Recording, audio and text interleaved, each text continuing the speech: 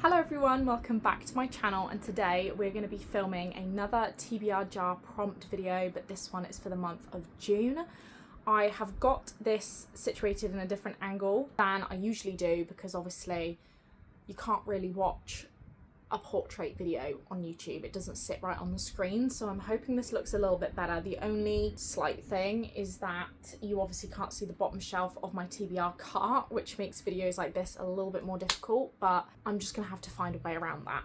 It is currently a Wednesday and we are in the middle of a heat wave here in the UK. I think it's 29 degrees today, which is the lowest it's been. I think we hit 32 the other day, and I personally am not built for the heat. Personally find a Spanish holiday, some sort of super hot country holiday, to be my worst nightmare. I have been ill the last couple weeks and I haven't really been able to read at all. I've only recently just started listening to audiobooks again, and I don't even think I've finished a book this month, which is really upsetting because I was on such a roll. As much as I haven't read this month, I do want to set a TBR and try to accomplish it in this next month. We are going to get started. I do have the rubbish little bowl still, but I have yet to find something better, but I need to. First prompt is a book that intimidates you. Okay, so my entire TBR, no? Intimidates me. You can't really see this bottom shelf, I do apologise, but it is literally just the Selection series by Kiera Cass. I have the whole thing down here.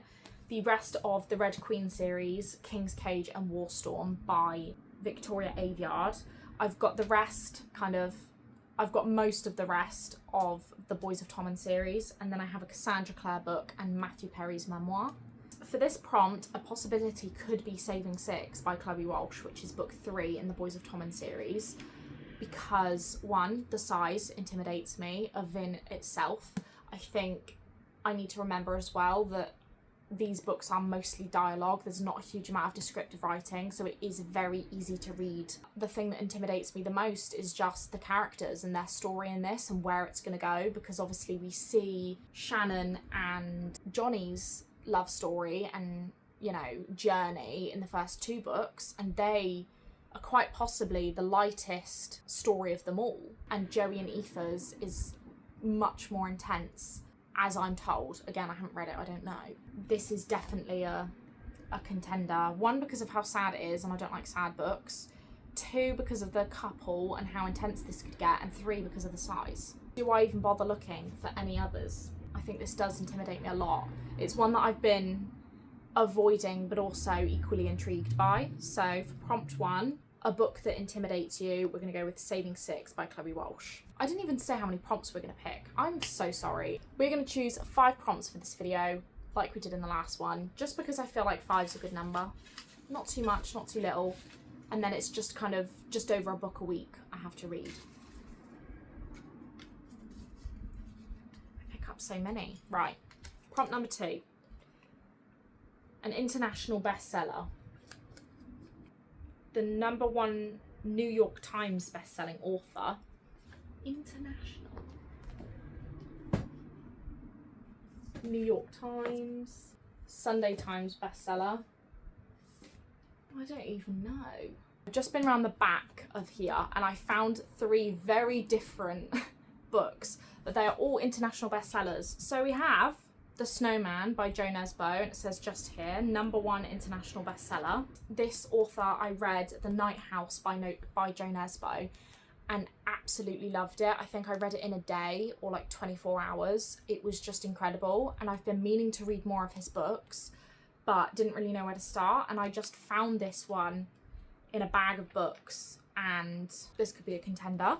I also have the international bestseller, More Days at the Murasaki Bookshop, which is the sequel to Days at the Murasaki Bookshop, and I almost think this is the perfect time of year. I could imagine like going on a little picnic, bringing this with me and just reading this in an afternoon. I think this is a bit higher up as a contender. We then have The Ballad of Falling Dragons by Sarah A. Parker, which is the sequel to When the Moon Hatched, and I read When the Moon Hatched ages ago. I think like a year ago. I was so disappointed to see how long we'd have to wait for this to come out, but it's finally out. And oh my god, I'm so excited. You don't understand. Oh, I definitely think it's between these two. They're very different though. I think for the sake of the length of the other book I have, a little palette cleanser of just something a bit lighter would be quite nice. So for international bestseller, we're going to go with More Days at the Murasaki Bookshop. Okay, so for prompt number 3, I want something from the bottom that's like, right underneath everything. One did fall out in my lap, but a romance. Ooh. So not a romantasy. I mean, to be fair, this is the perfect time of year, and I'm slightly regretting choosing More Days at the Murasaki Bookshop now, because I could have chosen Ballad of Fallen Dragons and had the romance as my palette cleanser. I actually don't think I have any romance on here. I've recently taken it all off because I'm not really in the mood for it. One romance that I do have, however, is Just Friends by Hayley Pham. This is obviously her debut novel. I have been intending to get to this and I am very intrigued. And I genuinely think this is the only romance that's currently on my TBR. So for prompt number 3, very easily, for a romance, we're choosing Just Friends by Hayley Pham.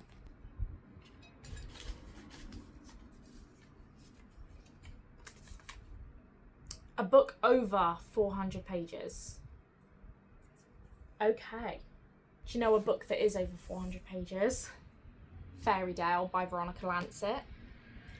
This is a whopping 700 pages. Is that a bit too ambitious? Possibly. However, technically a contender.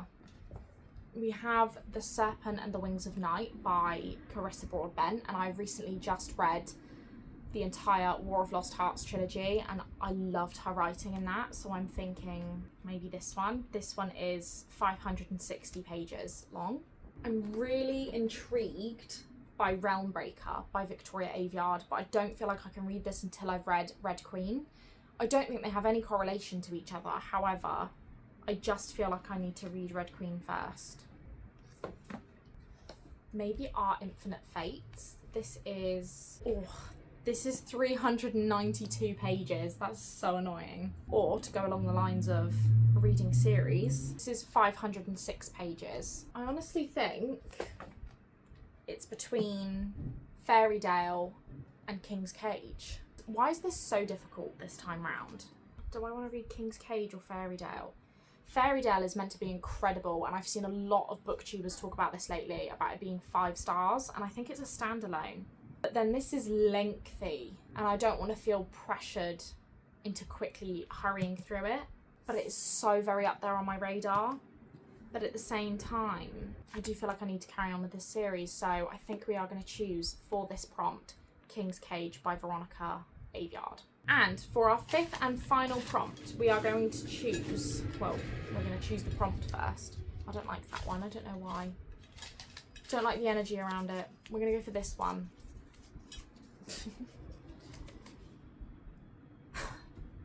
A book under 400 pages. Should we go with Our Infinite Fates? That's, what was I say, 392? This one sounds quite whimsical to me. This is a romantic time travel mystery. I have read another book by her, I forget what it was called. I can picture the cover. This is 352 pages. However, I do think we are going to go with Our Infinite Fates by Laura Stephen, just because this really intrigues me and a lot of people have been talking about it lately, and the cover is just drawing me in entirely, I'm not going to lie. I think it has a sad ending though. Oh well, we're going to go with that. So this is our cutesy little stack of books for the month of June. Just for a quick little run through, we have Saving Six for a book that intimidates you, More Days at the Murasaki Bookshop for an international bestseller, Just Friends for a romance, King's Cage for a book over 400 pages, and Our Infinite Fates for a book under 400 pages.